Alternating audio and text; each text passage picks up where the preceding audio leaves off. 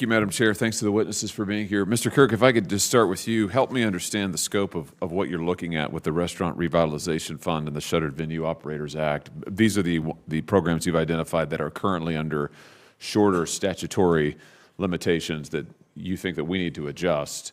And partly that's because, as you outline in your written testimony, there is a good deal of potential fraud here that it sounds like to me your office and others are currently running down. Is that fair to say? That is correct, Senator. Thank you for the question. Yes, we're running it down. I will acknowledge that I've only been in place 7 weeks or so. I have learned that really there's been an inadequate attention paid to investigating RRF and SVOG fraud. We can do much better. I commit to you we will do much better. We have only a handful of investigations underway. To me, it's an absolute priority. But it will be critically important for us to have an extension of the statute of limitations to be able to continue those investigations. You know, you say only a handful of investigations have been performed or are currently underway, but it sounds like on the basis of your written remarks that the potential fraud in the restaurant revitalization program is quite large. Is that fair to say? Yes, Senator. There's potential fraud in the billions of dollars. Billions with a B. Yeah. That's incredible. I'm reading from your written testimony. You say OIG in one review identified 33,168 restaurant revitalization recipients who had also received PPP loans that had been marked as potentially fraudulent or ineligible. These recipients received nearly, not quite, 11 billion in RRF funds, and you go on to outline that a bare minimum of these, a tiny percentage, have had any kind of substantive review. It sounds like there's a lot to be done here. We have our work cut out for us, and we will make good use of the additional time in the statute of limitations. Indeed, there is a tremendous amount of fraud that has been uncovered, identified, potential fraud. Not all of it has been proven. Obviously, we have work to do to ensure that fraudsters are brought to justice, but it is billions of dollars, Senator. You say that your recommendation called for review of more than 61,000 RRF awards totaling almost $10 billion. That's correct. That's quite substantial. Why is it that there's been so little investigation done before now? Do you have a sense of that? Thank you, Senator. The magnitude of work available to us to do is significant. I have come to know that the investigators and auditors that are in the SBA OIG right now are really dedicated professionals. I believe that they were performing their duties in other areas. The pandemic and idle fraud is significant. We have so much work to do. Having said that, we can't ignore one area of fraud just because we've got fraud in others.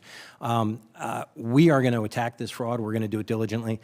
I'm really honored to be named to the Pandemic Recovery Accountability Committee because I selfishly will look forward to using the PRAC to be able to identify more of the fraud. For example, it would be impossible for our staff to review manually 61,000 loans. But with the data analytical capability of the PRAC, we'll be able to do a much better job of that and return far more money to the taxpayer. We need that time, though. We need the extension of the statute of limitations to undertake that work. And remind us when it runs out one more time, Mr. Kirk. When does the statute some of them as early as March or April. Very soon. It's very soon. We need to act immediately. Yes, sir. I'm glad that you're making this a top priority. Obviously, we've seen in recent weeks, I think, just the scope of the pandemic-era fraud that has continued into the present.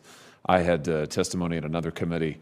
One expert suggested that we could be looking at as much as $1 trillion in fraud every year. Not all of that pandemic fraud, of course, but that's an astounding number. I think the American people are astounded and also sickened by the fact that their tax dollars are being used to fund fraudsters, buy private planes, luxury yachts.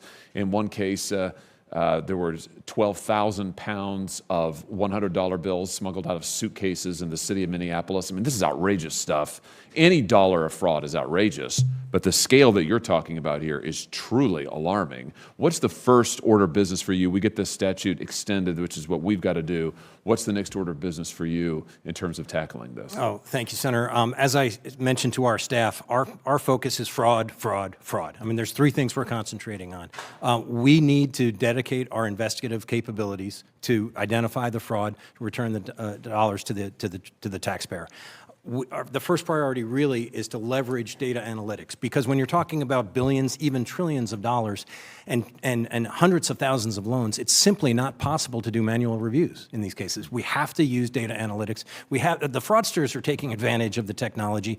We need to be able to do so as well. Very good. Well, I hope that we can get the statute of limitations extended so you'll be able to do your work. Thank you for the terrific work you're doing, both of you. Thank you, Madam Chair.